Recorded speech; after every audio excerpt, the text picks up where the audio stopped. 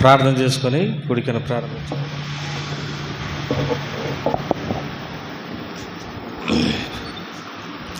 ప్రేమగల తండ్రి, దయగల ప్రభా, పరిశుద్ధమైన దేవ, నమ్మదగినటువంటి దేవ, సర్వకరిగినటువంటి దేవ, మీకు పాదములకు వందనములు స్తోత్రం చెల్లిస్తూ మీ ప్రియ కుమారుడు మా రక్షకుడైనటువంటి యేసుక్రీస్తు ప్రభువారి శ్రేష్టమైన నామం పేరట, ఘనమైన నామం పేరట కృతజ్ఞతలతో వందనాలతో నేను మహిమపరుస్తుంటున్నాం.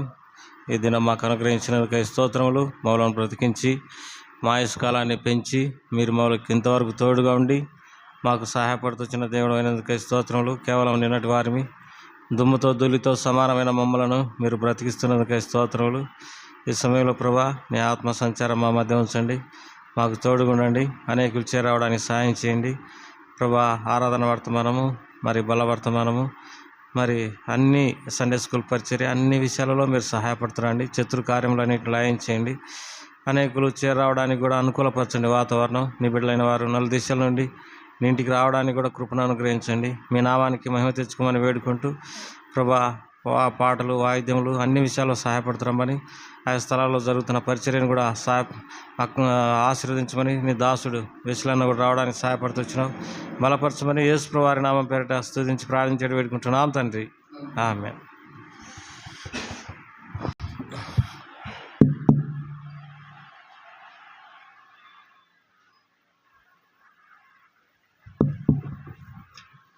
Praise the lord.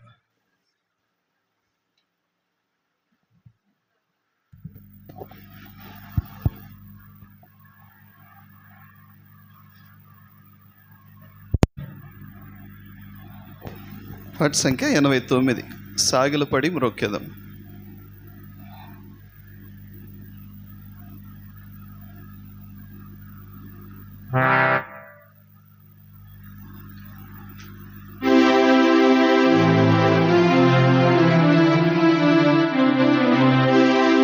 కొత్త పుస్తకంలో 91.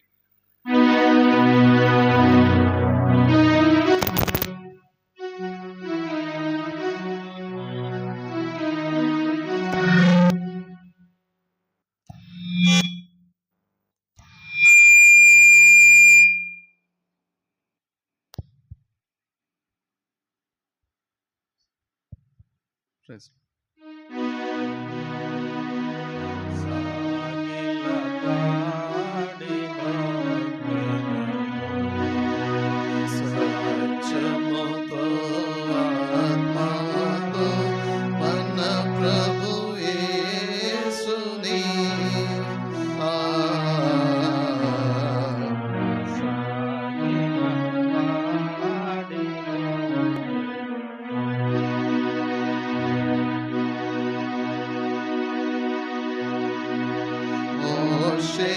కంటే శ్రేష్ఠుడు అన్ని మోసముల నుండి విడిపించును. మోషే కంటే శ్రేష్ఠుడు అన్ని మోసముల నుండి విడిపించును. వేషధారులను ద్వేషించు ఆశతో మ్రొక్కెదము.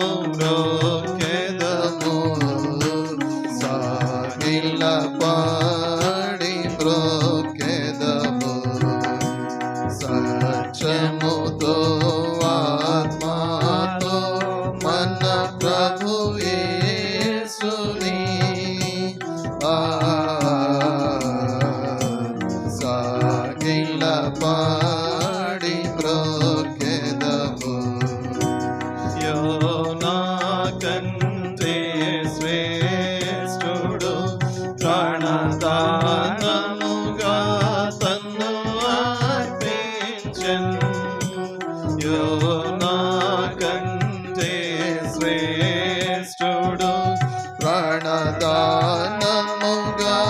తన్ను అర్పించెను. మానవులను విమోచించెను.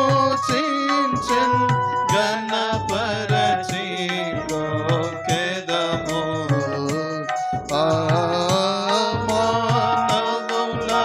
విమోచించెను.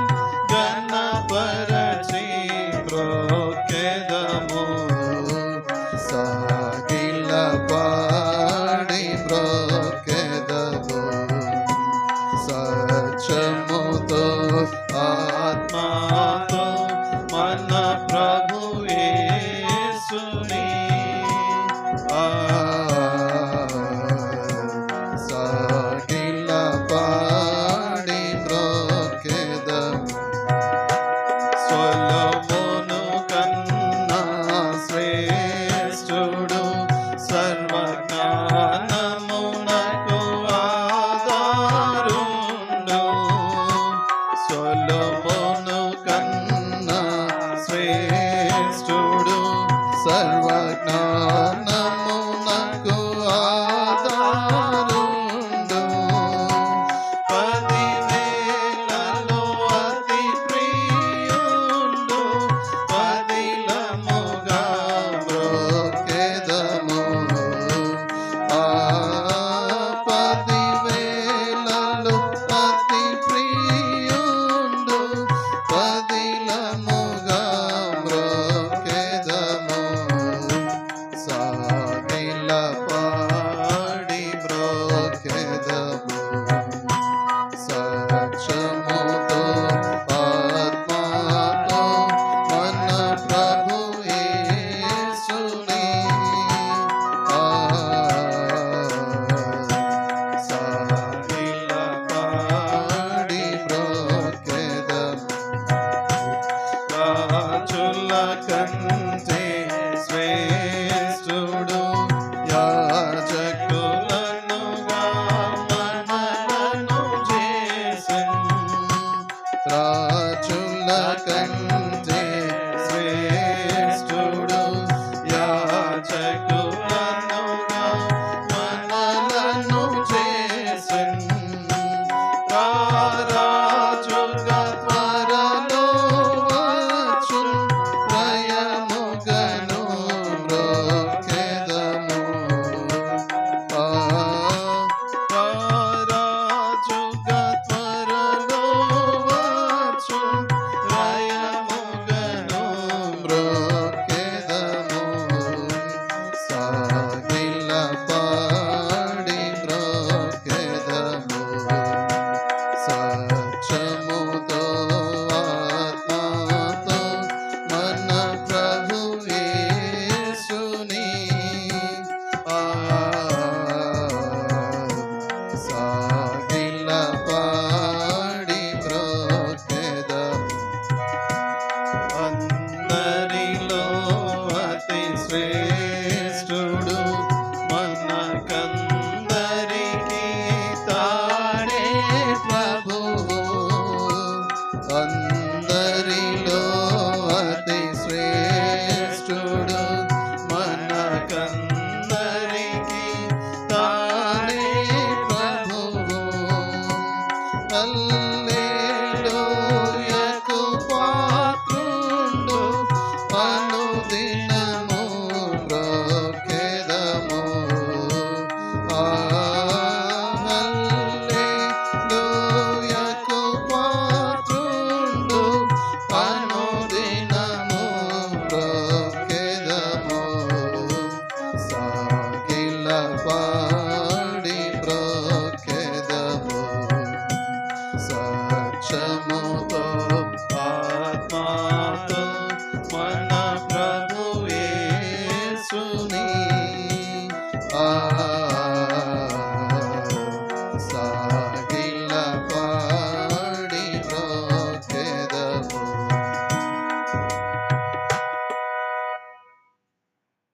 పాఠ సంఖ్య 115, 115.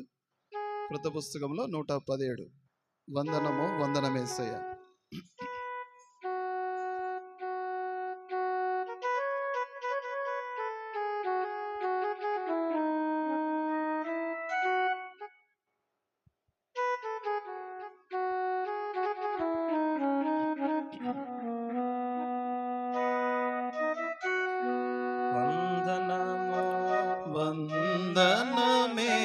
వందనమేసయ్యా వందనము వందనమేసయ్యా అందుకునుము మా దేవా మాదు వందనమందుకొనుమయా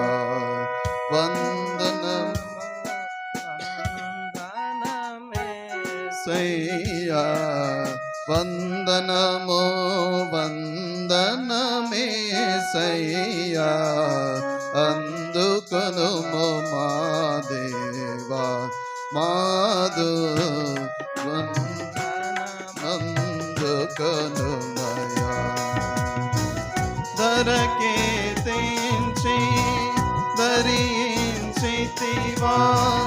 నరరూపమును నరలోకములో ధరకే తెంచి ధరించితివా నరరూపమును నరలోకములో మరణము నొంది మరి లేచినమా మరణము నొంది మరి లేచినమా మారని మహిమారాజా నీకిదే వందనమందుకొనుమయా వందనమో వందనమేసయ్యా వందనమో వందనమేసయ్యా అందుకొనుము మా దేవా మాదు వందనమందుకొనుమయా పాపిని చూచి ప్రేమను చూపి కరుణాకరము చే కల్వరి కడకు పాపిని చూచి ప్రేమను చూపి కరుణాకరము చే కల్వరి కడకు నడిపించి కడు ప్రేమతో కడిగి నడిపించి కడు ప్రేమతో కడిగి కన్నీటిని తోడచిందని ప్రేమకు సాటియే లేదిలలో వందనమో వందనమేసయ్యా వందనమో వందనమేసయ్యా అందుకొనుము మా దేవా మాదు వందనమందుకొనుమయా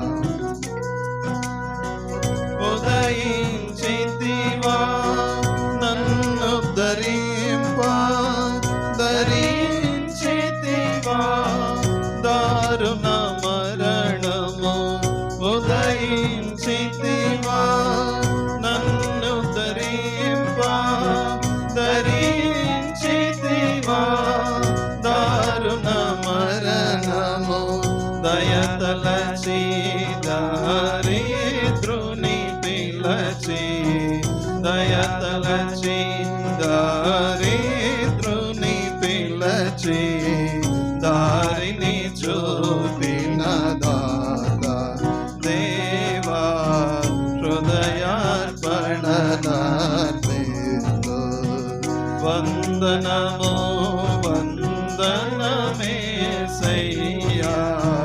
వందనమో వందనమేసయ్యా అందుకొనుము మా దేవా మాదు వందనమందుకొనుమయా ఆనాదుండను నానాదుండ పండవై నాకు బండగనుండు ఆనాదుండను నానాదుండ పండవై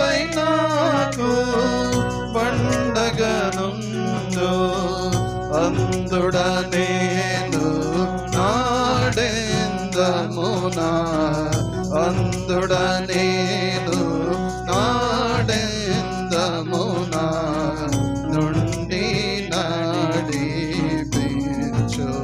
క్రీస్తుండా స్తుతి పాత్రుండా స్తుతించు. వందనము వందనమేసయ్యా వందనము వందనమేసయ్యా అందుకునుము మా దేవా మాదు వందనమందుకొనుము.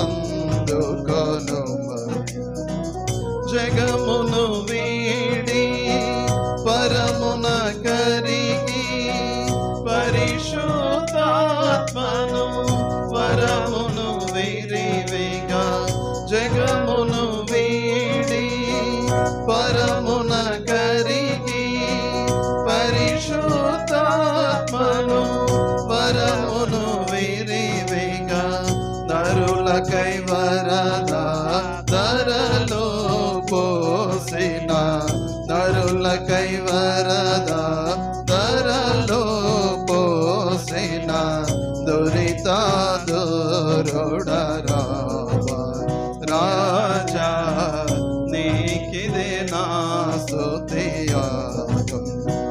వందనము వందనమేసయ్యా వందనము వందనమేసయ్యా అందుకొనుము మా దేవా మాదు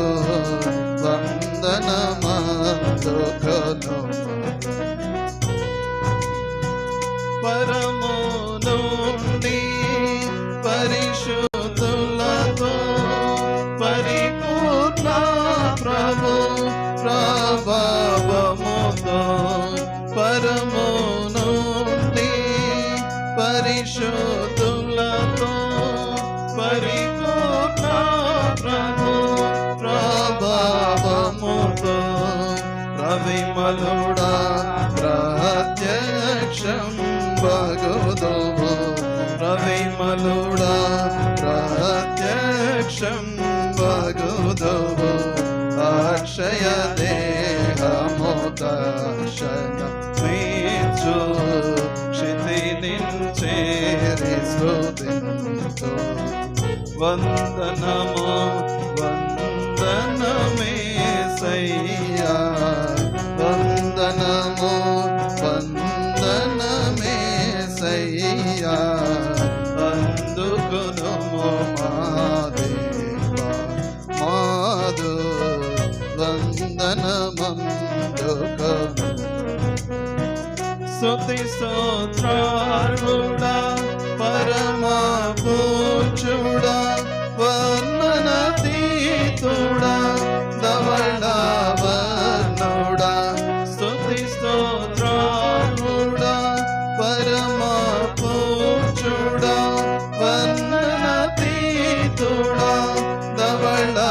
ధవళవర్ణుడా రత్నవర్ణుడా రిక్తుడా వైతివి రత్నవర్ణుడా రిక్తుడా వైతివి ముక్తినిచ్చిన దాత నీకిదే వందనమందుకొనుమయ్యా.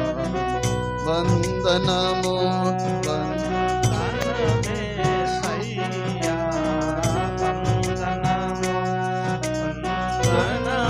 వందనమేసయ్యా అందుకొనుము మా దేవా మాదు వందనమందుకొనుము.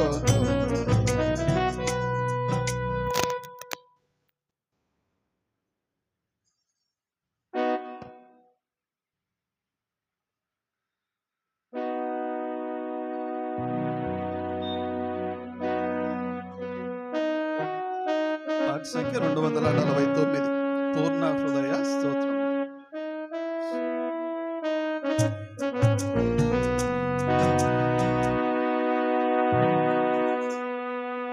పూర్ణ హృదయ స్తోత్రముల్ చెల్లించెదా ప్రభు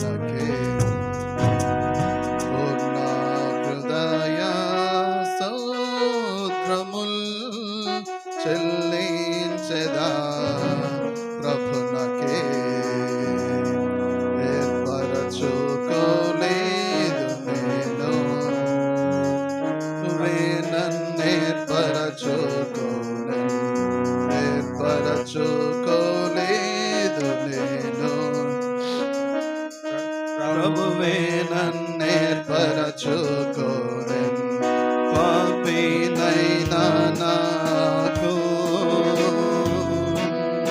ఆయనే రక్షణనిచ్చెన్ పాపినైనా నాకు ఆయనే రక్షణనిచ్చెన్ పరలోక రాజ్యములో భాగమునిచ్చెన్ పరలోక రాజ్యములో భాగమునిచ్చెన్ పూర్ణ హృదయ స్తోత్రముల్ చెల్లించెదా ప్రభునకే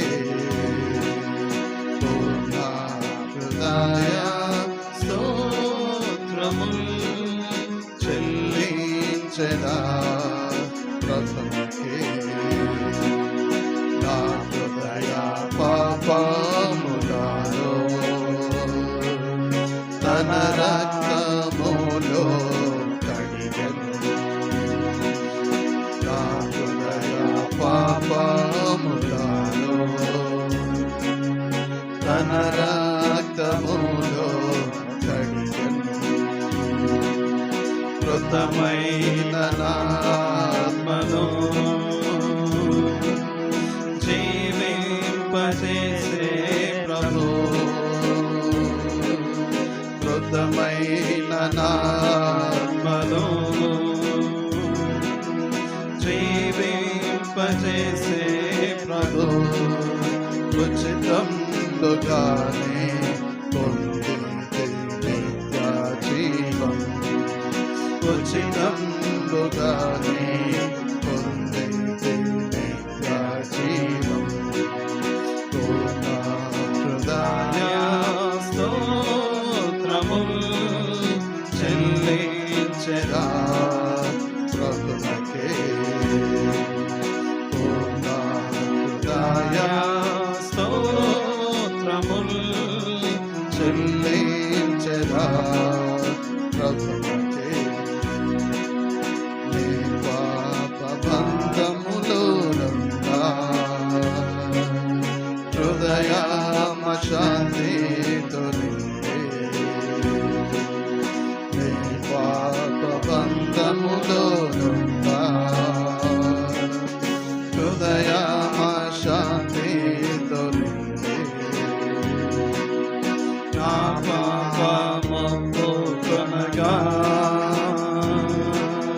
కడిగేను రక్తములో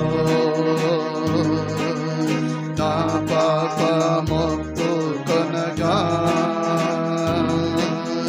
కడిగేను రక్తములో శాంతి ఆనందముతో నన్ను నింపెను శాంతి ఆనందముతో నన్ను నింపెను పూర్ణ హృదయ స్తోత్రముల్ చెల్లించెదా ప్రభునకే పూర్ణ హృదయ స్తోత్రముల్ చెల్లించెదా ప్రభునకే వర్ణింపజాలను నేను ప్రభు యొక్క గొప్ప ప్రేమను వర్ణింపజాలను నేను ప్రభు యొక్క గొప్ప ప్రేమను పాపిని నన్ను ప్రేమించెన్ మరువలే నా ప్రేమను పాపిని నన్ను ప్రేమించెన్ మరువలే నా ప్రేమను ప్రశంసలను పాడేదా ప్రభునాకే ప్రశంసలను పాడేదా ప్రభునాకే పూర్ణ హృదయ స్తోత్రముల్ చెల్లించెదా ప్రభునకే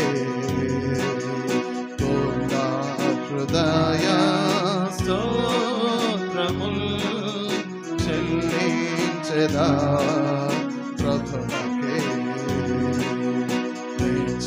రాజ్యము నన్ను చేర్చా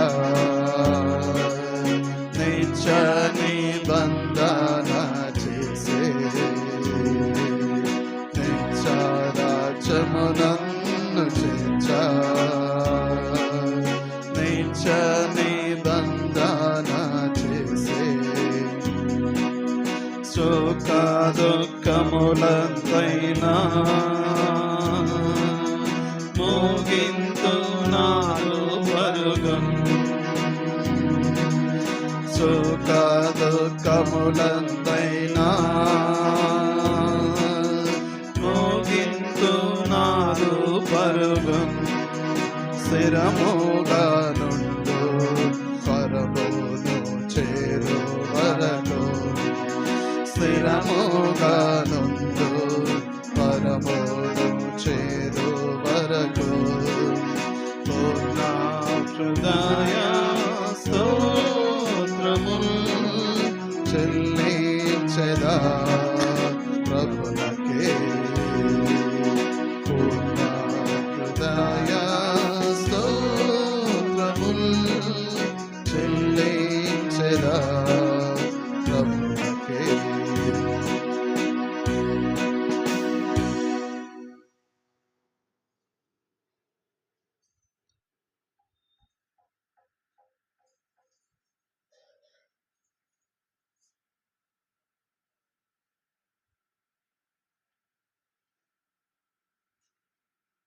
మనం ప్రభుని ఆరాధించుకు మునుపు దేవుని వాక్యములో నుండి ఒక మాట చదువుకుంటాం. గలతీయులకు రాసిన పత్రిక పౌలు అపోస్తలుడు గలతీయులకు రాసిన పత్రిక 4వ అధ్యాయము 4-5 వచనాలు కలిసి ఉన్నాయి. కలిసి చదువుకుంటాం. గలతీయులకు రాసిన పత్రిక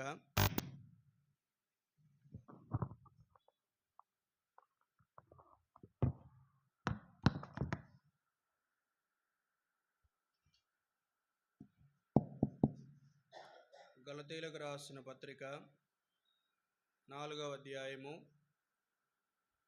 4-5 వచనాలను కలిసి చదువుకుంటాం. అయితే కాలము పరిపూర్ణమైనప్పుడు దేవుడు తన కుమారుని పంపెను. ఆయన స్త్రీయందు పుట్టి మనము దత్తపుత్రులము కావాలనని ధర్మశాస్త్రమునకు లోబడి ఉన్న వారిని విమోచించుటకై ధర్మశాస్త్రమునకు లోబడిన వాడాయను. మరొక భాగం చదువుతాం. ఎఫెసీ పత్రిక 1వ అధ్యాయము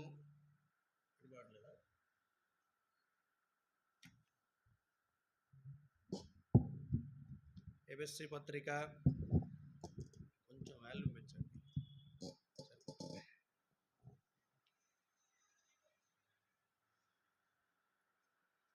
ఎఫెసీ పత్రిక 1వ అధ్యాయము 4-6 వచనాలు కూడా మనం కలిసి చదువుకుంటాం. ఎఫెసీ పత్రిక 1వ అధ్యాయము 4-6 వచనాలు కూడా కలిసి చదువుకుంటాం. ఎట్లనగా తన ప్రియుని యందు తాను ఉచితముగా మనకు అనుగ్రహించిన తన కృపా మహిమకు కీర్తి కలుగునట్లు తన చిత్త ప్రకారమైన దయా సంకల్పము చొప్పున యేసుక్రీస్తు ద్వారా తనకు కుమారులనగా స్వీకరించుటకై మనలను ముందుగా తన కోసం నిర్ణయించుకొని మనము తన ఎదుట పరిశుద్ధులమును నిర్దోషులమునై ఉండవలెనని జగత్తు పునాది వేయబడక మునిపే ప్రేమ చేత ఆయన క్రీస్తులో మనలను ఏర్పరచుకొనెను. ప్రేమగల ప్రభు యొక్క సహాయం కొరకై ప్రార్థనలో ప్రభు వైపు చూస్తాం. మోకరించగలిగిన వారందరూ మోకరించాలి. ప్రభు సన్నిధిలో మోకరించడము ప్రభువును కనపరచడం. ప్రియమైన మా తండ్రి యేసు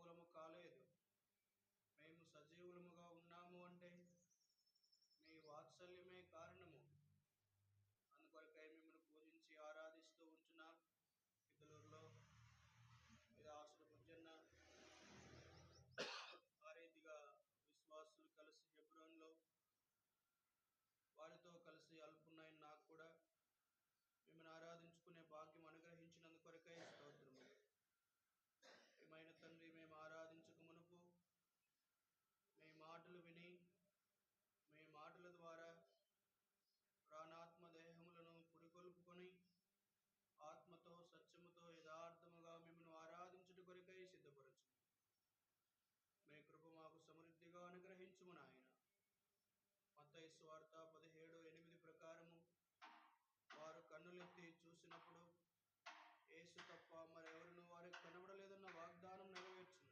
మా 4:12 తోడుగా ఉంచును. ఈ మహిమ కొరకై జ్ఞాపకం చేసుకోవాలని ప్రార్థన చేస్తున్నాం. ఇంతవరకు తోడుగా ఉన్నారు, పాటల ద్వారా మహిమపరచబడుతూ వచ్చినారు. ఆరాధన వర్తమానం కూడా అనుగ్రహించమని కోరు. కలువరి శిలువలో మీరు కార్చిన మీ అమూల్యమైన రక్త ప్రోక్షణ కిందకు వస్తుంది. మీకే మహిమ తెచ్చుకోండి. మాకు కాదు యెహోవా, మాకు కాదు, మీ కృపా సత్యములను బట్టి మీ నామమునకే మహిమ ఆరోపిస్తుంది. మా ప్రభు రక్షకుడు యేసుక్రీస్తు వారి శ్రేష్టమైన నామములో స్తుతించి ప్రార్థించి అడిగి వేడుకుంటున్నాము తండ్రి, ఆమేన్. ఇలారా ఆరాధన కనుక ఆరాధన అనేది చాలా ప్రాముఖ్యమైనది. బైబిల్ అంతటిలో విశేషమైనది ఏంటి అంటే ఆరాధన. కనుక మీరు చూడండి, ఈ ఆరాధన అనేది ఎప్పుడూ నిలిచిపోయే పరిచర్య కాదు. ఇది భూమి మీద మనము రక్షించబడిన తరువాత భూమి మీద ప్రారంభించబడుతుంది. మనము భూమిని విడిచిపెట్టిన తరువాత కూడా, మన ఆత్మ నిత్యత్వంలో ప్రవేశించిన తర్వాత కూడా మనము దేవుని సముఖంలో, దేవుని సన్నిధిలో యుగాయుగాలు ఆయన ఆరాధించే వారంగా ఉండబోతూ ఉన్నాం. కనుక ఆరాధన అనేది చాలా శ్రేష్టమైనది. కనుక ఈ శ్రేష్టమైన ఈ ఆరాధన పరిచర్యను దేవుని దాసుడు భక్సింగ్ గారికి దేవుడు క్రొత్త నిబంధన ప్యాట్రన్, క్రొత్త నిబంధన సంఘముగా ఆయన అనుగ్రహిస్తూ వచ్చినాడు. అందుకనే ఈ సహవాసములో ప్రారంభంలో ఈ ఆరాధన వర్తమానం కూడా ఉండడం మనం చూస్తాం.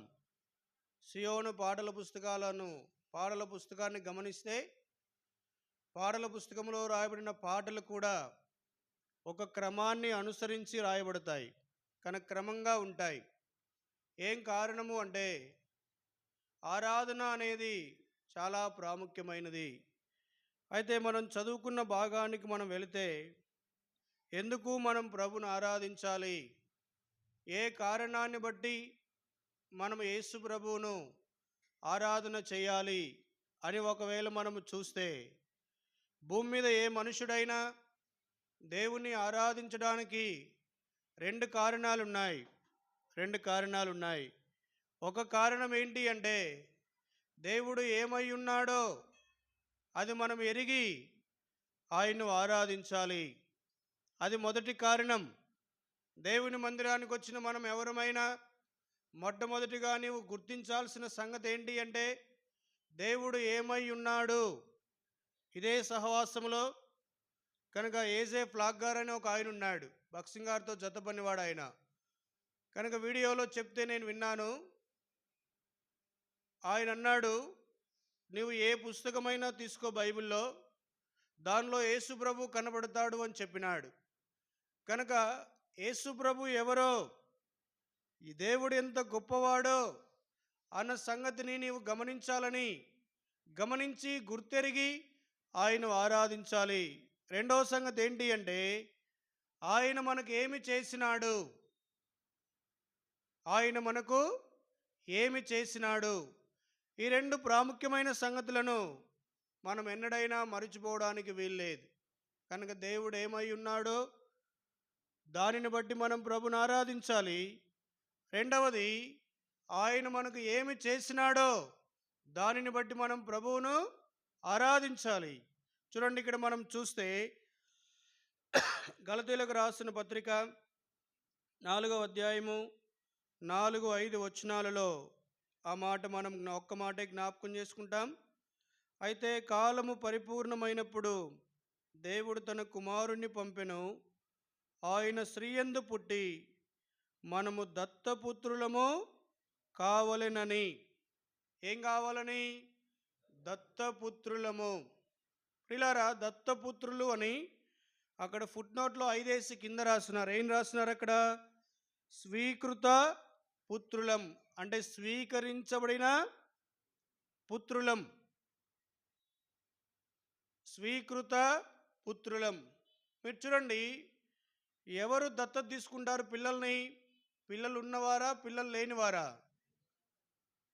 సర్వసాధారణంగా మీరు చూడండి, పిల్లలు ఉన్నవారు పిల్లల్ని దత్తత తీసుకోరు.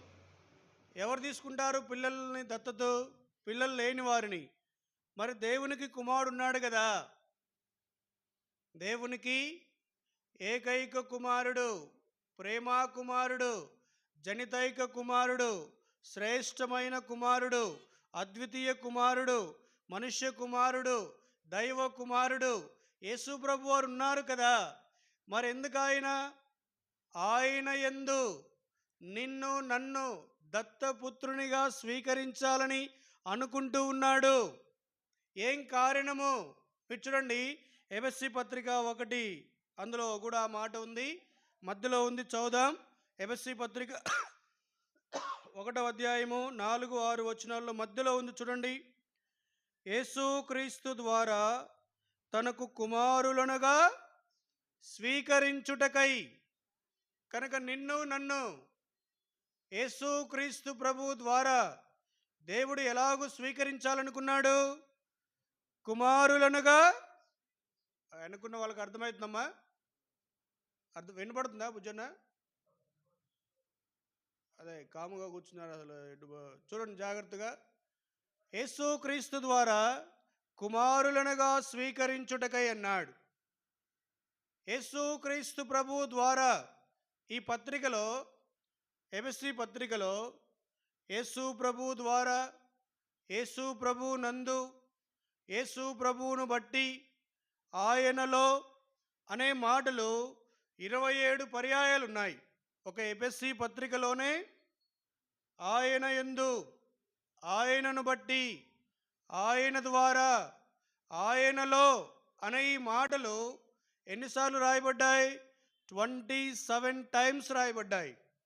బైబిల్లో ఏ ఆశీర్వాదమైనా, బైబిల్లో ఏ దీవెనైనా ఎవరిని బట్టి కలుగుతుంది అంటే యేసు ప్రభువును బట్టి మాత్రమే కలుగుతుంది. అందులో మొట్టమొదటి ఆశీర్వాదం ఏంటి అంటే 1వ అధ్యాయము 3వ వచనం. ఏంటి అది? 1వ అధ్యాయం 3వ వచనం అక్కడే ఉంది, చదవండి. మన ప్రభువైన యేసు క్రీస్తు యొక్క తండ్రియగు దేవుడు స్తుతింపబడునుగాక. ఆయన క్రీస్తునందు పరలోక విషయములలో ఆత్మ సంబంధమైన ప్రతి ఆశీర్వాదమును మనకు, ఆయన క్రీస్తునందు అనే ఈ మాటలు 27 పర్యాయాలు ఉన్నాయి. కనుక బైబిల్ను జాగ్రత్తగా చదివితే, ఒక మాటలో చెప్తే యేసు ప్రభువే లేకపోతే, ఒకసారి సాధు సుందర్ సింగ్ గారు యూనివర్సిటీలో చదువుకుంటున్నప్పుడు ఒక బ్రదర్ ఆయన అడిగాడంట సాధు సుందర్ సింగ్ గారిని, నీవు సిక్కు మతం విడిచిపెట్టి ఈ క్రైస్తవ మతంలోనికి వెళ్ళావు. సిక్కు మతంలో లేనిది క్రైస్తవ మతంలో ఉన్నదేంటి అని సాధు సుందర్ సింగ్ గారిని ఒక విద్యావేత్త అడిగినప్పుడు ఆయన అన్నాడంట, క్రైస్ట్. ఏమన్నాడు? ఆన్సర్ ఏంటి? క్రైస్ట్, క్రీస్తు. మన మతములో లేనిది, క్రైస్తవ్యము అనేది మతం కాదు. చాలాసార్లు మనకు ఈ పుస్తకాల్లో రాయబడిన తర్వాత, ఈ సోషల్ పుస్తకాలు, హిస్టరీ పుస్తకాలు రాసిన తర్వాత బైబిల్లో ఎక్కడా కూడా క్రైస్తవ మతం అనే పదము ఉందా? మతము అని ఉంది, కానీ క్రైస్తవ మతము అని, క్రైస్తవుడు అని ఉంది, కానీ క్రైస్తవ మతము అనే పదం ఎక్కడ కూడా, యూదా మతం ఉంది కానీ క్రైస్తవ మతము లేదు. అప్పుడు ఆయన అన్నాడంట సాధు సుందర్ సింగ్ గారు, క్రీస్తును కనుగొన్నాను, క్రీస్తు ఉన్నాడు అక్కడ. కనుక ప్రియులారా, ప్రాముఖ్యమైన సందర్భం ఏంటి అంటే క్రీస్తును బట్టే మనకు కలిగే ప్రతి ఆశీర్వాదం. అయితే ఈ ఉదయకాలము మనం ఆరాధనలోనికి వెళ్ళక మునుపు ఒక 5 సందర్భాలు, కనుక యేసుక్రీస్తు ప్రభు ద్వారా దేవుడు నిన్ను నన్ను తనకు కుమారులనుగా స్వీకరించక మునుపు మనము ఎవరి కుమారులముగా ఉన్నాం? అర్థమవుతుందా మీకు? యేసుక్రీస్తు ద్వారా దేవుడు నిన్ను నన్ను తనకు కుమారులనుగా కుమార్తెలనుగా స్వీకరించక మునుపు మనము ఎవరి కుమారులముగా ఉన్నాము, ఎలాంటి కుమారులముగా ఉన్నాము, అలాంటి కుమారులను దేవుడు ఎలాంటి కుమారులుగా స్వీకరించినాడు అన్న సంగతిని జ్ఞాపకం చేసుకొని ఆయన్ని మనము ఆరాధించే వారంగా ఉంటాం. నెంబర్ 1 చూడండి, మనం చూస్తే యోహాను రాసిన మొదటి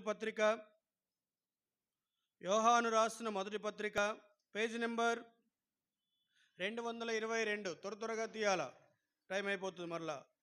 యోహాను రాసిన మొదటి పత్రిక 3వ అధ్యాయము 10వ వచనం. అందరం కలిసి చదువుతాం. చదవచ్చిన వారు బిగ్గరగా దేవునికి మహిమ వచ్చేటట్లు కనుక ఆ భాగం అలాగున్నదో లేదో మీరు చదవాలని ప్రేమతో మీకు మనవి చేస్తున్నాం. యోహాను రాసిన మొదటి పత్రిక 3వ అధ్యాయము 10వ వచనం. దీనిని బట్టి దేవుని పిల్లలెవరో అపవాది పిల్లలెవరో తేటపడును. అపవాది పిల్లలెవరో ప్రియులారా, మునుపు అనగా యేసుక్రీస్తు ప్రభువు ద్వారా దేవుడు నిన్ను నన్ను తన కుమారునిగా కుమార్తెగా స్వీకరించక మునుపు మనము ఎవరి పిల్లలముగా ఉన్నాము? అపవాది పిల్లలముగా ఉన్నాం. చూడండి, యోహాను సువార్త 8వ అధ్యాయము 44వ వచనం. అందరం కలిసి చదువుతాం. యోహాను సువార్త 8వ అధ్యాయము 44వ వచనం. అందరం కలిసి చదువుతాం. మీరు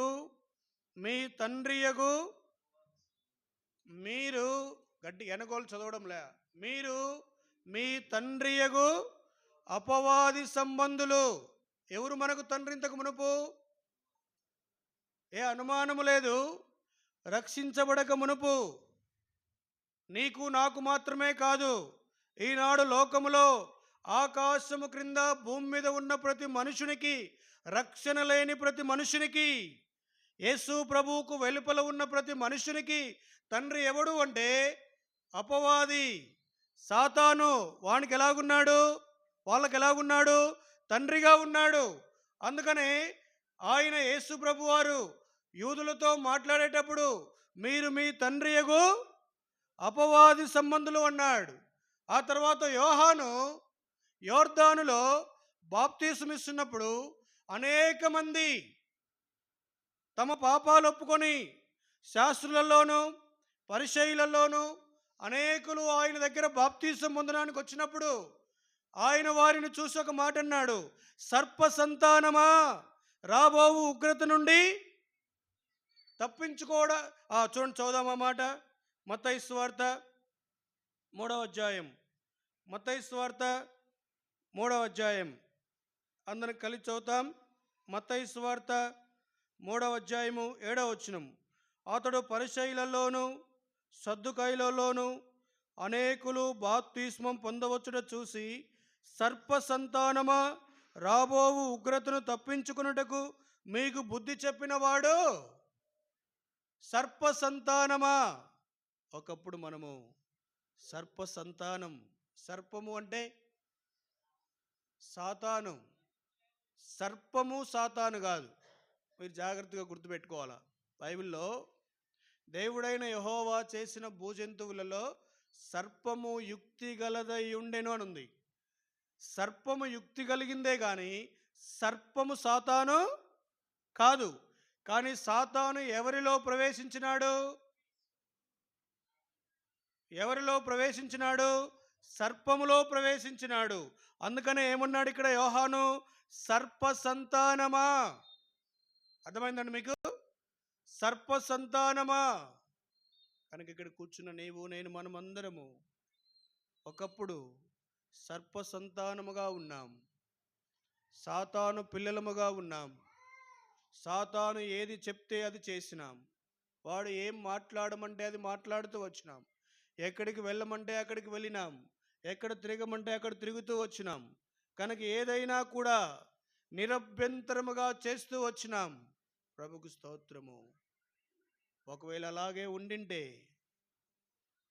అలాగే జీవించి, అలాగే మరణిస్తే, మత్తయి సువార్త 25వ అధ్యాయము 45, 44 వచనాల్లో రాయబడిన ప్రకారము అపవాదికిని వాని దూతలకును సిద్ధపరిచిన నిత్యాగ్నిలోని ఎడమ వైపునున్న వారిని చూసి, అపవాదికిని వాని దూతలకును సిద్ధపరచబడిన నిత్యాగ్నిలోనికి పోవుడి అని రాయబడిన ప్రకారం నీవు నేను మనమందరము కూడా నరకానికి వెళ్ళవలసిన వారం, నరకములో ఉండవలసిన వారం.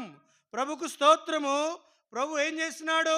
కాలము సంపూర్ణమైనప్పుడు దేవుడు తన కుమారుణ్ణి ఈ లోకములోనికి పంపించి, ఆయన ద్వారా, యేసు ప్రభు ద్వారా సాతాను పిల్లలముగా ఉన్న నిన్ను నన్ను దేవుడు తన కుమారులముగా, కుమార్తెలనుగా స్వీకరిస్తూ వచ్చినాడు.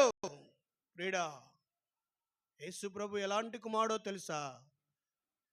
శ్రేష్టమైన కుమారుడు, ఏ పాపము లేని కుమారుడు, పరిశుద్ధుడైన కుమారుడు. అలాంటి కుమారుణ్ణి నీ నా కొరకు తండ్రి అయిన దేవుడు కలువరి శిలువలో ఎలాగూ చేసినాడు? పాపమెరుగని ఆయనను పాపముగా చేసినాడు. ఏ దోషము లేని ఆయన దోషమూర్తిగా పిలాతు నిలబడుతూ వచ్చినాడు. కారణం ఏంటో తెలుసా? నీవు నేను దేవుని పిల్లలం అవడానికి. ప్రియుడా, ఒక్క మాటైనా పలకకుండా సర్వమానవాళి కూడా యేసుక్రీస్తు ప్రభు ద్వారా ఆయన కుమారులుగా, కుమార్తెలుగా చేయబడ్డానికి ఆయన సిలువలో మౌనము వహించిన వాడుగా ఉంటున్నాడు. దానిని బట్టి, ఆయన పొందిన శిక్షను బట్టి, ఆయన కార్చిన రక్తమును బట్టి నీవు నేను మనమందరము కూడా ఈనాడు ఎవరి పిల్లలముగా చేయబడ్డాము అంటే దేవుని పిల్లలముగా చేయబడ్డాం. దేవుని పిల్లలముగా. యోహాను ఒక మాట అంటాడు చూడండి. యోహాను రాసిన మొదటి పత్రిక 3వ అధ్యాయము 1వ వచనం. అందరం కలిసి చదువుతాం, త్వరగా టైం అయిపోతుంది. యోహాను రాసిన మొదటి పత్రిక 3వ అధ్యాయం 1వ వచనం. మనము దేవుని పిల్లలమని పిలువబడినట్లు తండ్రి మనకెట్టి ప్రేమను అనుగ్రహించనో చూడుడి. మనము దేవుని ఎవరం? మనం ఇప్పుడు దేవుని పిల్లలం. ఒకవేళ భూమి మీద ఉన్న తల్లిదండ్రులు కొంతకాలం మనతో ఉంటారు, తర్వాత వెళ్ళిపోతారు. మనం కూడా ఈ లోకంలో శాశ్వతంగా ఉండేవారము కాదు. ఏ నరుడు కూడా ఈ లోకములో శాశ్వతంగా ఉండలేడు. ఏదో ఒక దినాన, ఏదో ఒక కారణము చేత లోకాన్ని విడిచిపెట్టి వెళ్ళిపోతాం.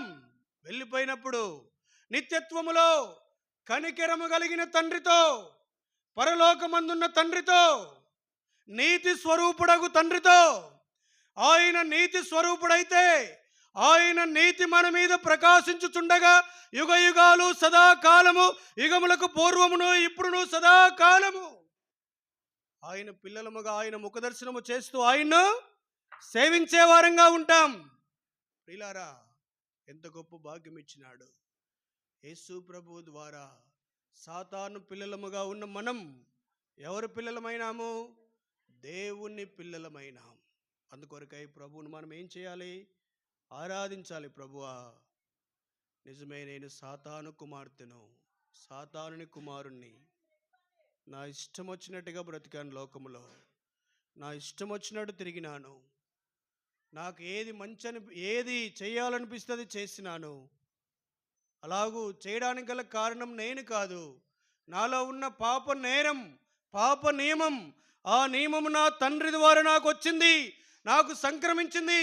ఆ నియమాన్ని, పాప మరణముల నియమమును కలువరి శిలువలో ఓడించి, రక్తము కార్చి చనిపోయి సమాధి చేయబడి తిరిగి 3వ దినాన లేచి మీ రక్తముతో నన్ను కడగడాన్ని బట్టి మీ కుమారునిగా, కుమార్తెగా చేయబడుతూ వచ్చినానని ఆ ప్రభువును మనం ఆరాధించే వారంగా ఉంటాం. రెండవది మనం చూస్తాం చూడండి. రెండవది ఎలాంటి కుమారులంగా ఉన్నామో ఎఫెసీ పత్రిక 5వ అధ్యాయం, త్వరగా 5 ఉన్నాయి. ఎఫెసీ పత్రిక 5వ అధ్యాయము 6-7 వచనాలు అందరం కలిసి చదువుతాం. ఎఫెసీ పత్రిక 5వ అధ్యాయము 6-7 వచనాలు. బైబిల్ పైకి పట్టుకొని కింద పెట్టకుండా, కాళ్ళ మీద పెట్టకుండా బైబిల్ పైకి పట్టుకొని చక్కగా చదవండి. వ్యర్థమైన మాటల వలన ఎవడనో మిమ్మను మోసపరచనీయకుడి. ఇట్టి క్రియల వలన దేవుని ఉగ్రత అవిధేయులైన వారి మీదికి వచ్చును.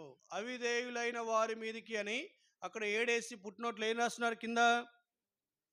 అవిధేయత కుమారుల మీదికి అని ఉంది. ఉందా మీ బైబిల్లో ఉందా? అవిధేయత కుమారులం. ఇంకా మనకు కొలస్సీ పత్రికలో వివరంగా ఉంది. చూడండి, ఆ మాట చదువుదాం. కొలస్సీ పత్రిక 3వ అధ్యాయం. కొలస్సీ పత్రిక 3వ అధ్యాయము 5-6 వచనాలు.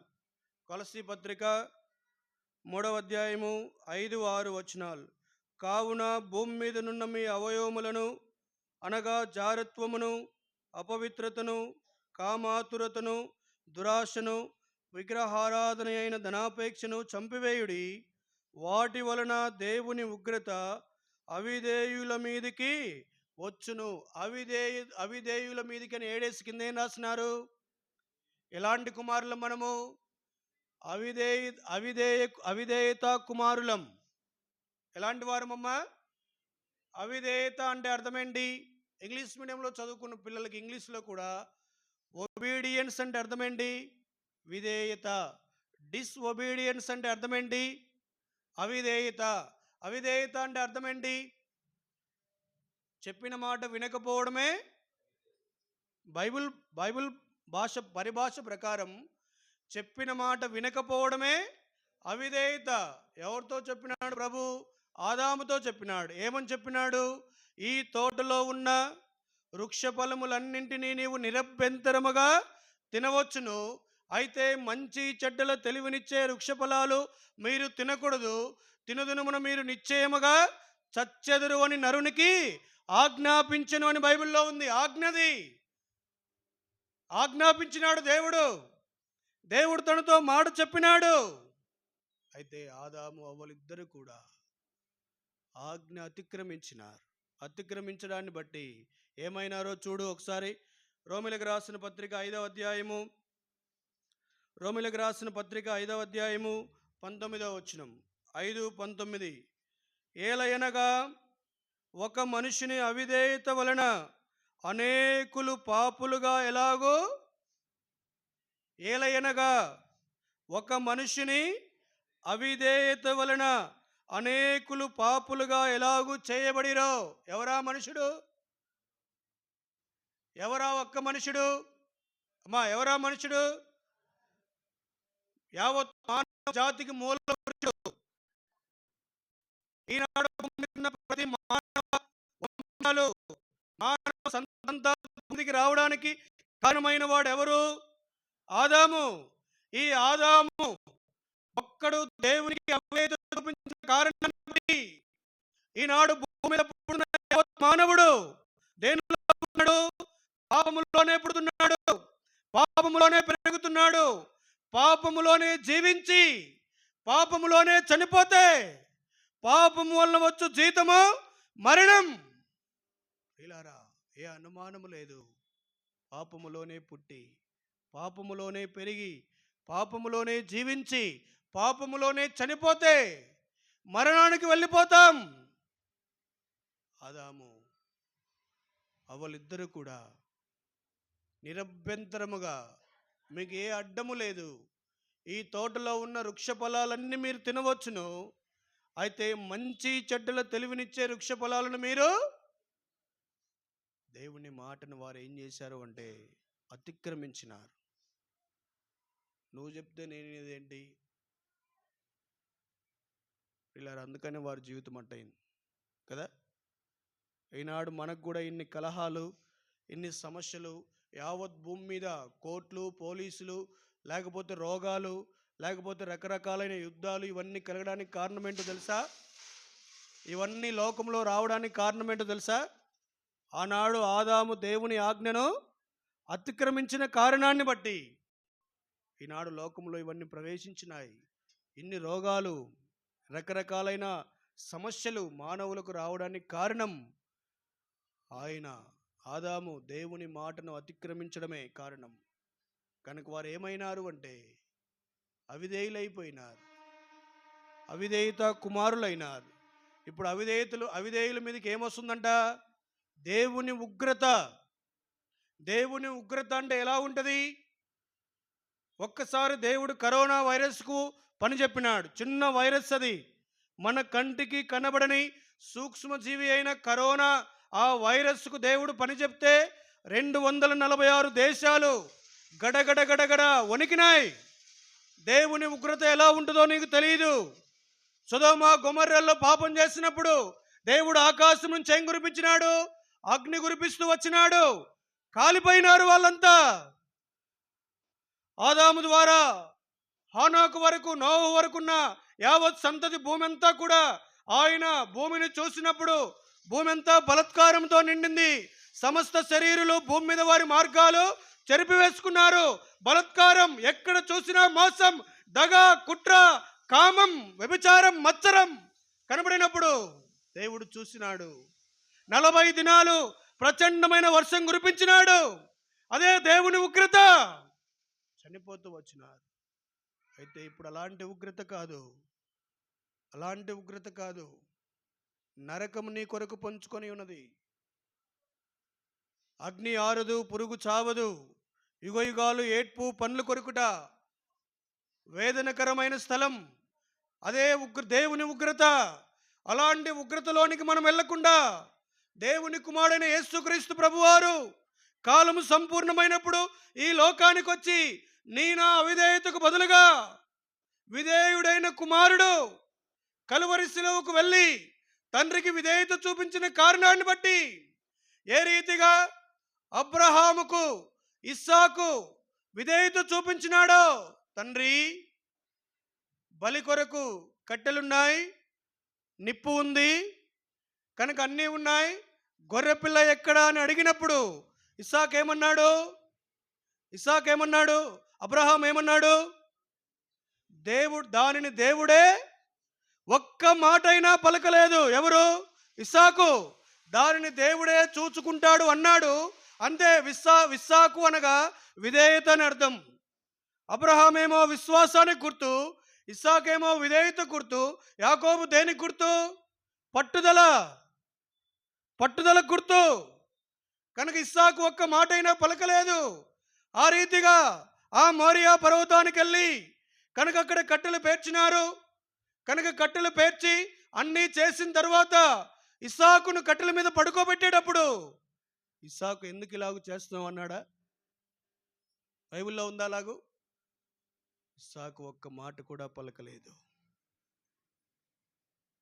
యేసు ప్రభు కూడా కలువరి శిలువలో, ప్రియులారా, ఉదయకాలం హెబ్రోన్లో ప్రభుని ఆరాధించడానికి వచ్చిన మీరు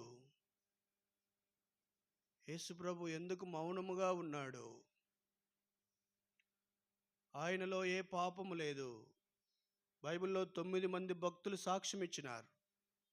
యేసు ప్రభువే అన్నాడు, ఆయన శరీరధారిగా భూమి మీద ఉన్న దినాల్లో, నాలో పాపం ఉన్నదని మీలో ఎవడైనా స్థాపించగలడని ప్రభువే అన్నాడు. అపోస్తలుడైన పౌలు హెబ్రీయులకు రాస్తూ 7:26-27లో ఏమంటాడు? పాపమెరుగని ఆయన అంటాడు. పాపమెరుగని వాడు అనుంది. పాపులలో చేరక ప్రత్యేకముగా ఉన్నవాడు అనుంది. అపోస్తలుడైన పేతురు తన పత్రికలో ఆయన పాపము చేయలేదు అని రాసినాడు. కనుక అలాంటి కుమారుణ్ణి తండ్రి ఎందుకు సిలువేసినాడో తెలుసా?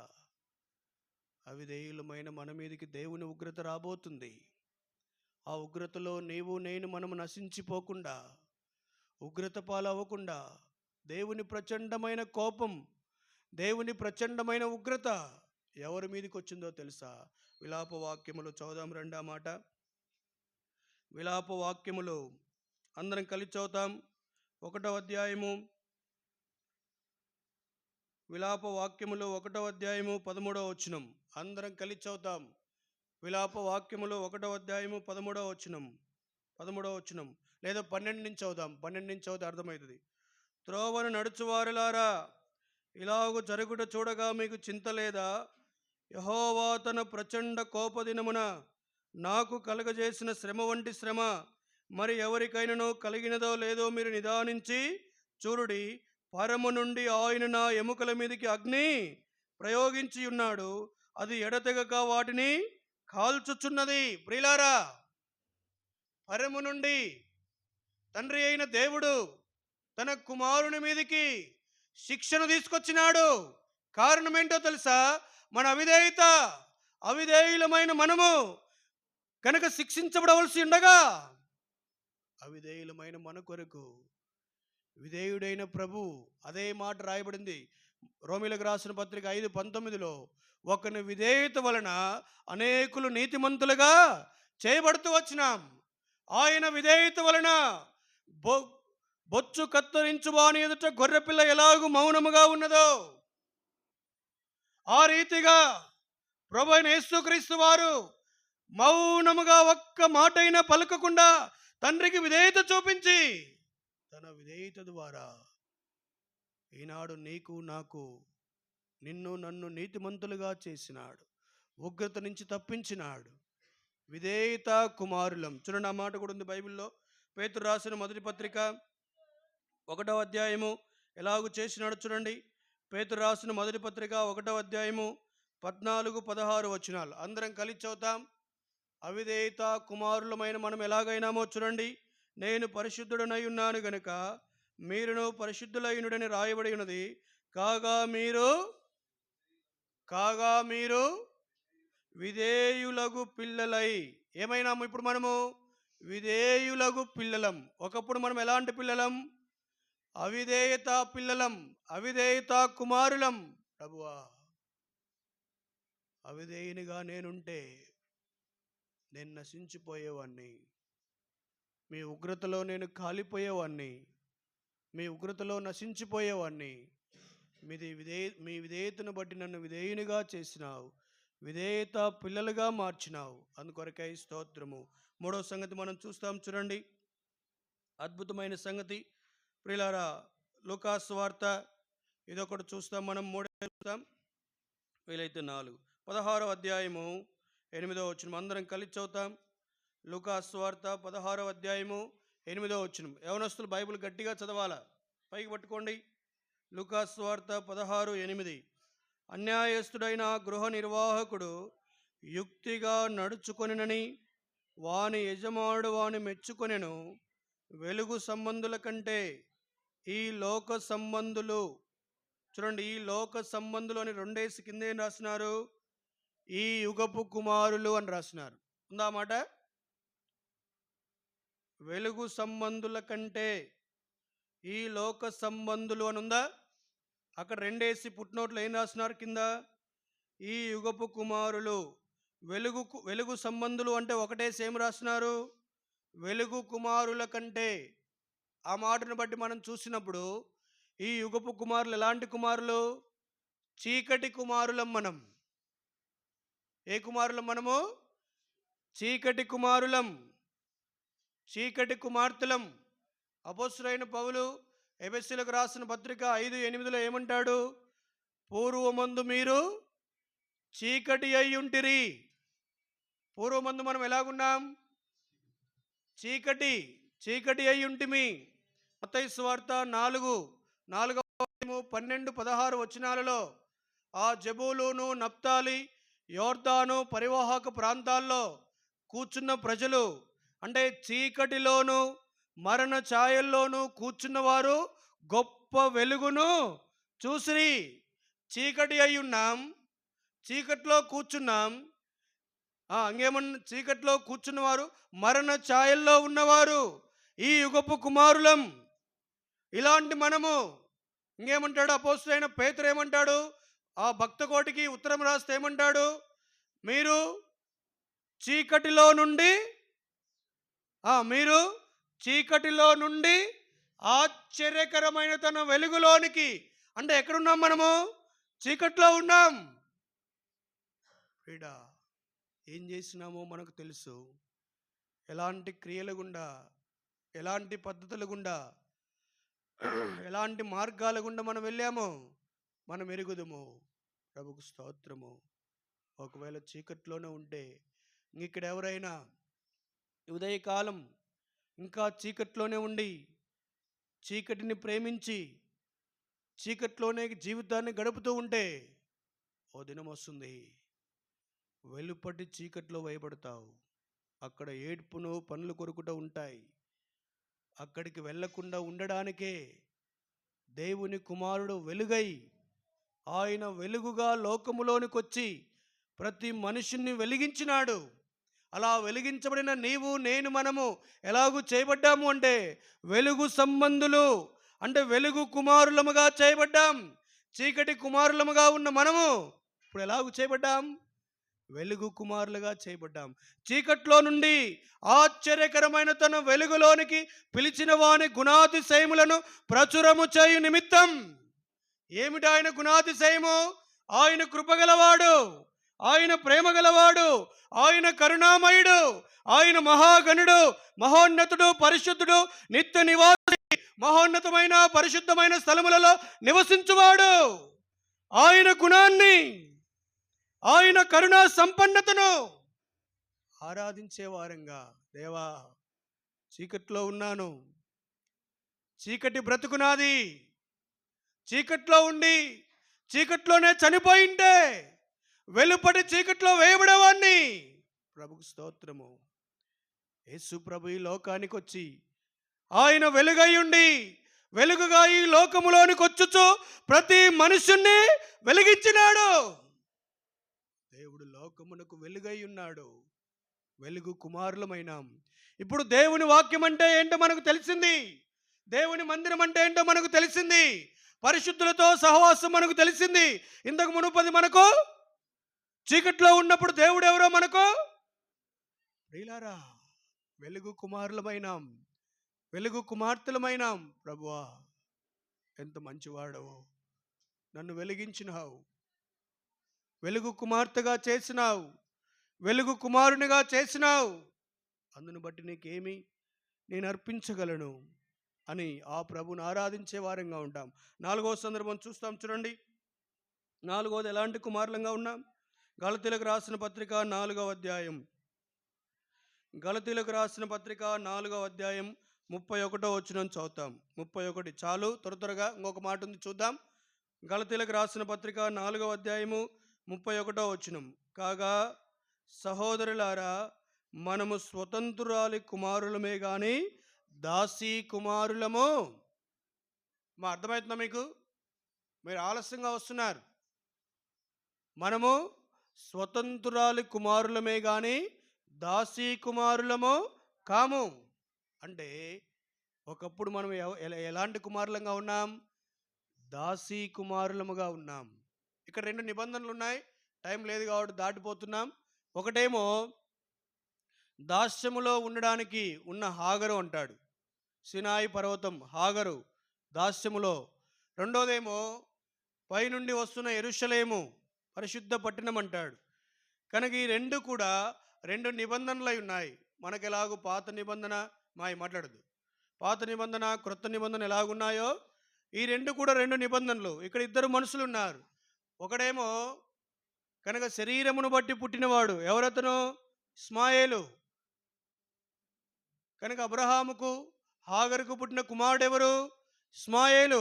ఇస్మాయేలు ద్వారా తీసుకురాబడిన యావత్ సంతతి ఈనాడు భూమి మీద సమాధానము లేకుండా ఉండడానికి కారణం వారే. కనుక అదేమో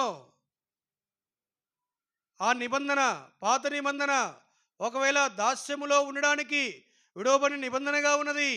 రెండవది స్వతంత్రురాలి కుమారులమే, అంటే వాగ్దానం వలన పుట్టినవాడు ఎవరైనా? ఇస్సాకు. ఇస్సాకు ద్వారా నీవు నేను ఆ కుమారుని ద్వారా ఏమవుతున్నాం? మనము స్వతంత్రులమవుతున్నాం. ఒకప్పుడు మనము పాపానికి దాసులం. పాపము చేయు ప్రతివాడు దేనికి దాసులు? పాపానికి దాసులం. సిగరెట్టుకు, జూదముకు, వ్యభిచారముకు, త్రాగుబోతుతనానికి, లోకములో మోసానికి, అవిధేయతకు, రకరకాలైన పాపాలకు మనం ఎలాగున్నాం? ఒకప్పుడు దాసులముగా ఉన్నాం, పాపానికి దాసులమైనాం. అలాంటి దాస్యములో ఉన్న కుమారులం, దాస్య కుమారులమైన మనలను చూడండి. యోహాను సువార్త 8వ అధ్యాయము 36వ వచనం. అందరం కలిసి చదువుతాం ఈ మాట. యోహాను సువార్త 8వ అధ్యాయము 36వ వచనం. 8:36. కుమారుడు మిమ్మును స్వతంత్రులనుగా చేసినట్లా మీరు నిజముగా స్వతంత్రులై. కుమారుడు మిమ్మును ఎలాగ చేసినాడు? స్వతంత్రులుగా చేసినాడు. పాపములో ఉన్నాం, పాపపు దాస్యములో ఉన్నాం, ఏమి చేస్తున్నామో ఎరిగము. అపోస్తలుడైన పౌలు అంటాడు, నేను మేలు చేయాలి అని అనుకుంటున్నాను, కానీ చేయకూడదు అనుకుంటున్నా, కీడునే చేస్తున్నాను. కారణము నేను కాదు, నాలో నివసించే పాపమే. పాపానికి దాసులమైపోయినాం ప్రియులారా. అలాంటి పాపపు దాస్యములో నుంచి దేవుడు నిన్ను నన్ను కూడా ఏం చేసినాడు? తన కుమారుని బట్టి విడిపించినాడు. ఈనాడు స్వతంత్రులముగా, స్వేచ్ఛగా, ఓ దినాన ఏదైనా వనములో అదే స్వేచ్ఛ ఉన్నది. నిరభ్యంతరముగానే మాట ఇంగ్లీష్లో ఫ్రీ అని ఉంది. నిరభ్యంతరముగా ఏదైనా మీరు తినవచ్చును అన్నాడు. అదే స్వేచ్ఛను వాళ్ళు పోగొట్టుకున్నారు. కాలము సంపూర్ణమైనప్పుడు దేవుడు యేసు ప్రభువుగా లోకములోనికి వచ్చి ప్రతి మనుషుణ్ణి పాపము నుంచి విడిపించి స్వేచ్ఛగా ఈనాడు మనం ప్రభుని హెబ్రోన్లో ఆరాధించుకోవడానికి హెర్మోను గెచ్చమనే పర్వతాలను దాటి ఎక్కడికి వచ్చినాం? మనము హెబ్రోనుకి వచ్చినాం. హెబ్రోన్లో ప్రభుని ఆరాధించడానికి వచ్చినాం స్వతంత్రులముగా. పిల్లారా, ఎవరు మనల్ని బంధించే వాళ్ళే, స్వతంత్రులముగా వచ్చినాం. ఆయనను బట్టి, ఆ కుమారుని బట్టి స్వతంత్రులమైనాం. చివరిగా కనుక స్వతంత్ర కుమారునమైనాం. చివరిగా మత్తయి సువార్త 23వ అధ్యాయము ఎలాంటి కుమారులంగా ఉన్నామో చూడండి. మత్తయి సువార్త 23:15. మత్తయి సువార్త 23:15 చదువుకుంటాం. అయ్యో వేషధారులైన శాస్త్రులారా, పరిసయ్యులారా, ఒకరిని మీ మతములో కలుపుకొనుటకు మీరు సముద్రమును భూమిని చుట్టి వచ్చెదరు. అతడు కలిసినప్పుడు అతన్ని మీకంటే రెండంతలు నరక పాత్రునిగా చేయుదురు. నరక పాత్రుని కానీ ఒకటే కింద ఏం రాసినారు? ఎలాంటి కుమారులంగా ఉన్నాం మనం? అప్పుడు నరక కుమారులముగా ఉన్నాం, నరక కుమార్తెలముగా ఉన్నాం. ఇలారా, అలాంటి కుమారులను తన కుమారుని ద్వారా మత్తయి సువార్త 13వ అధ్యాయము అదొకటి చూస్తాం అంతే, చదువు వివరించం. మత్తయి సువార్త 13:38. 13:38 అందరం కలిసి చదువుతాం. 13:38. పొలము, లోకము, మంచి విత్తనములు, రాజ్య సంబంధులను ఒకటే కింద ఏం రాసినారు? రాజ్య కుమారులు. ఏ రాజ్య కుమారులం మనము? పరలోక రాజ్య కుమారులముగా చేయబడుతూ వచ్చినాం.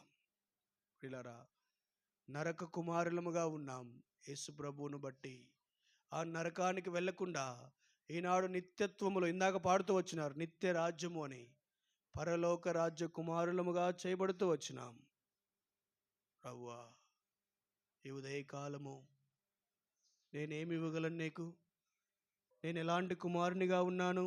మొట్టమొదటి ఏం జ్ఞాపకం చేసుకున్నాం? మొట్టమొదటి ఎలాంటి కుమారులం మనము? అపవాది పిల్లలం. అపవాది పిల్లలమైన మనల్ని దేవుడు ఎలాగ చేసినాడు? తన కుమారుని ద్వారా దేవుని పిల్లలముగా చేయబడ్డాం. రెండవది, అవిధేయత కుమారులమైన మనము ఎలాంటి కుమారులంగా మార్చబడ్డాం? విధేయత పిల్లలమైనాం. మూడవది, మనం ఎలాంటి కుమారులము? చీకటి కుమారులం. యేసు ప్రభువుని బట్టి ఏమైనాం? వెలుగు కుమారులంగా మార్చబడ్డాం. నాలుగవది, మనము దాసీ కుమారులం, పాపమునకు దాసులం మనము. అలాంటి వాళ్ళ మనం ఏమైనాం? స్వతంత్రులమైనాం. యేసు ప్రభువును బట్టి స్వతంత్రమైన కుమారులం.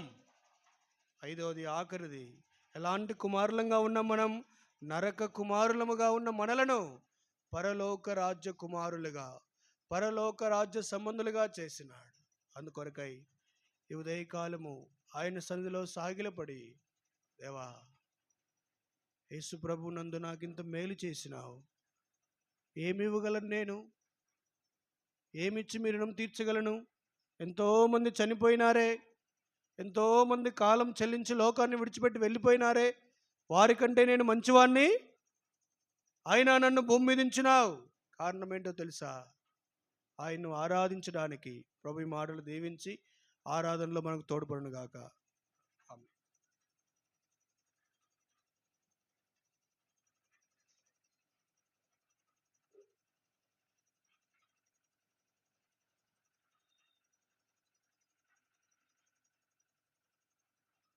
మనం లేచి ఒక పాట పాడుకుంటాం.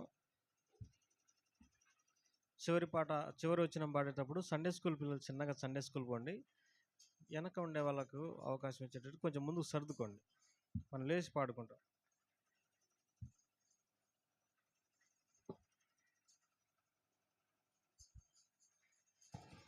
పాటి సంఖ్య 157. కృత పుస్తకంలో 159. ప్రేమ నమ్మకము గల పరలోకపు తండ్రి తన కుమారుని పంప.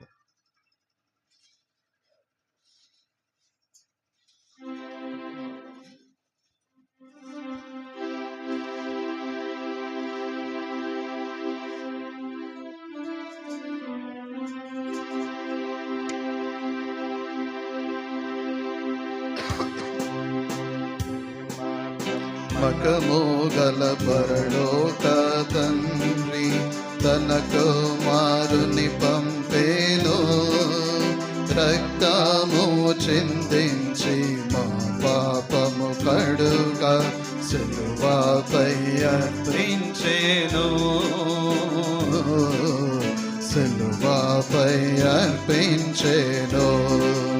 త్యాగ సహిత ప్రేమ చూపి నెరవేర్చే తన నిబంధనలు, త్యాగ సహిత ప్రేమ చూపి నెరవేర్చే తన నిబంధనలు, మనలను తానే నిర్మించే గనుక మనలను ప్రేమించేను, మనలను తానే ప్రేమించే గనుక మనలను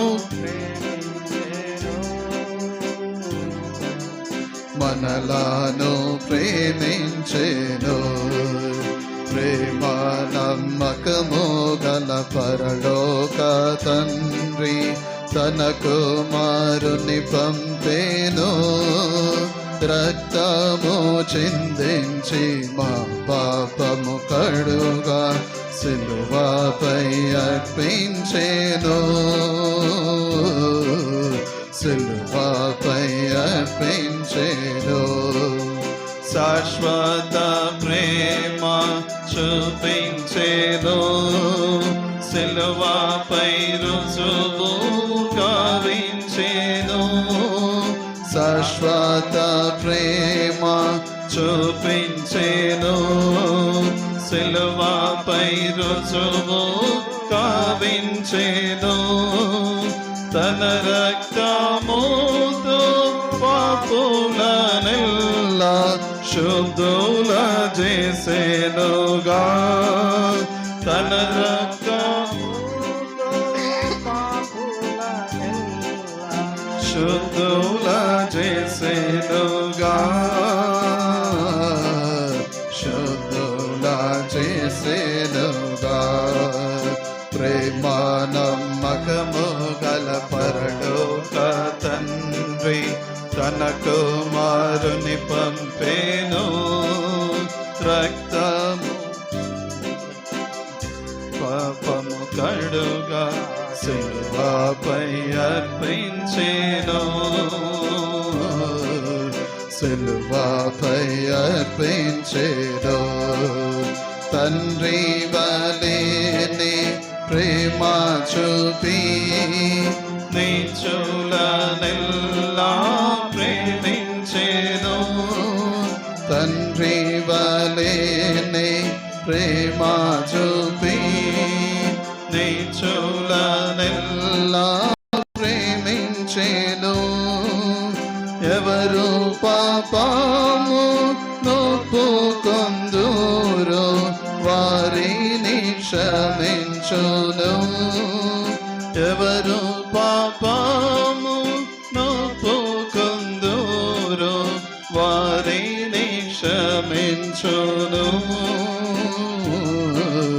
వారిని క్షమించును. ప్రేమ నమ్మకము గల పరలోక తండ్రి తన కుమారుని పంపేను. రక్తము చిందించి మా పాపము కడుగా సిలువపై అర్పించెను. సిలువపై అర్పించెను. మా జీవితముల మార్చివేసి తన సంతతిలో చేర్చెనుగా. మా జీవితముల మార్చివేసి తన సంతతిలో చేర్చెనుగా. తన మహాప్రేమ చూపించి మాకు స్వాస్థ్యము దయచేసెను.